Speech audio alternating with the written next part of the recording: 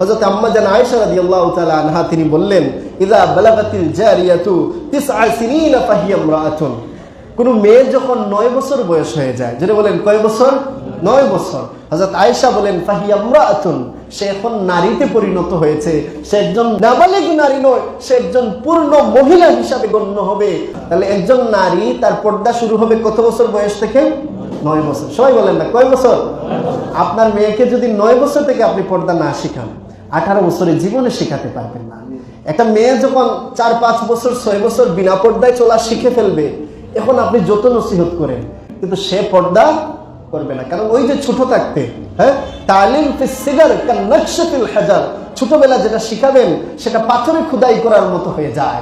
ছোটবেলা তাকে বেপর্দা শিখিয়েছেন, সে আর আপনার কথা শুনবে না। এই জন্য 9 বছর বয়সে আপনার মেয়েকে পর্দা আদেশ করেন। সে পূর্ণ পর্দা করবে কয় বছর থেকে? 9 বছর।